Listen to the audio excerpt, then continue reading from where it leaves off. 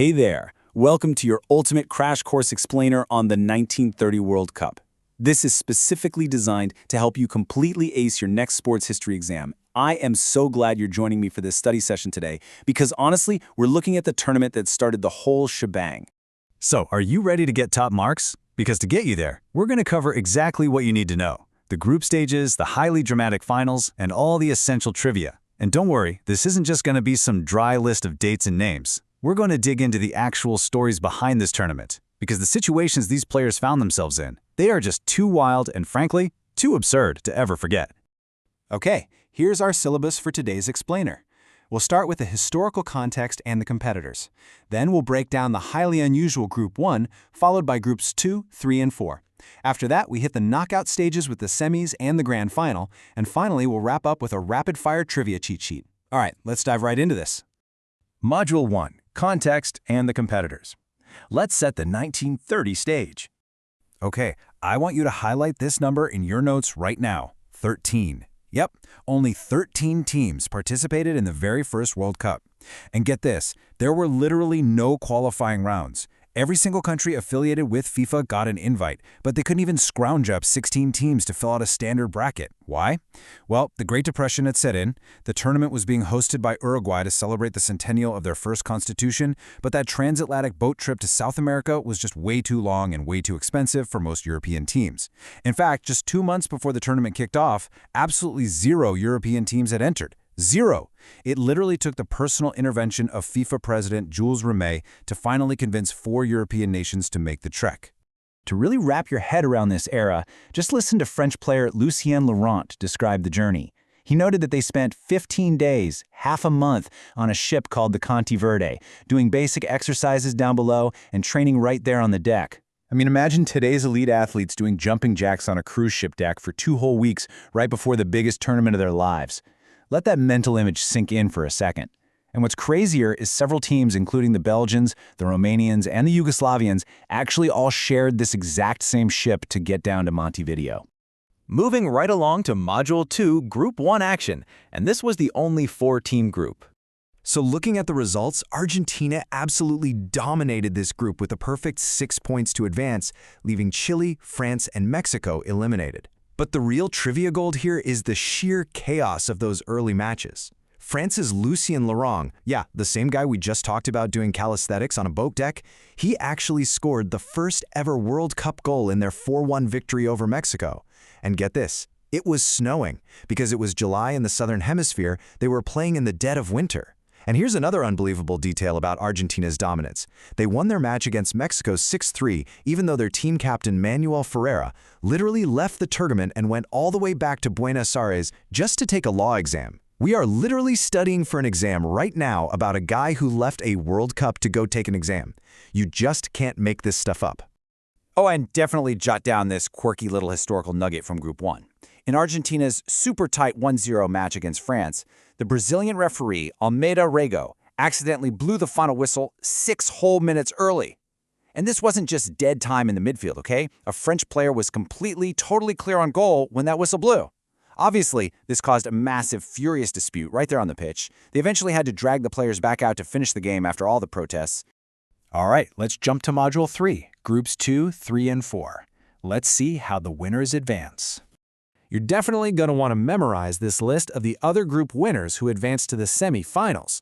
In Group 2, Yugoslavia totally shocked-seeded Brazil with a 2-1 victory. Down in Group 3, the hosts, Uruguay, just swept the competition, beating Romania and Peru. Interestingly enough, their first match was actually delayed for 5 days because their massive brand-new stadium wasn't even finished being built yet due to heavy rains. Can you even imagine a World Cup venue just not being ready today? Unbelievable. Finally, in Group 4, the United States dominated, completely shutting out both Paraguay and Belgium 3-0. And hey, speaking of the United States, if you need a quick way to remember the U.S. team for your exam, just remember what the French contingent called them, the shot putters. They earned that nickname because of their imposing physical size and the fact that they brought in several new caps.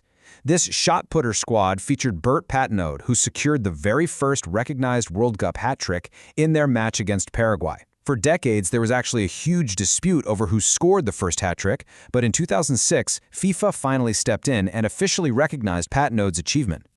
That brings us to Module 4, the semis and the grand final. It is time for the ultimate showdown. So, the really crucial thing to remember here is how crazy similar these two semifinals were. Both matches ended in identical, absolutely crushing 6-1 scorelines. Argentina overwhelmed the United States, who, by the way, played a huge chunk of the match with a player suffering from a broken leg. Just let that sink in. He played with a broken leg because this was back before substitutions were allowed. Meanwhile, Uruguay completely dismantled Yugoslavia, despite Yugoslavia actually taking a surprise early lead and having a second goal controversially ruled offside. These mirror image blowouts perfectly set the stage for a massive final showdown between fierce regional rivals, Argentina, and the host nation, Uruguay. The final goes down on July 30, 1930, at the purpose-built Estadio Centenario. And the atmosphere? It was incredibly tense. An estimated 10 to 15,000 Argentinian fans tried to cross the river on boats from Buenos Aires to Montevideo. The port was entirely overwhelmed. Fans were chanting Victoria or Muerte, victory or death, and supporters were heavily searched for weapons at the gates. The official attendance was a staggering 93,000 people. Now, if there is one guaranteed exam question you are going to face, it is the story of the match ball. The tension was so high before the kickoff that the two teams literally could not agree on which ball to use. To solve the dispute, FIFA mandated a bizarre, almost comedic compromise. Argentina would provide the ball for the first half, and Uruguay would provide their own ball for the second half. And just look at how that actually played out. Using their own ball in the first half, Argentina took a 2-1 lead. But in the second half, using their ball, Uruguay rallied, scoring 3 unanswered goals to win 4-2 and officially become the first-ever World Cup champions. And finally, Module 5, Essential Exam Trivia. Here is your rapid-fire cheat sheet.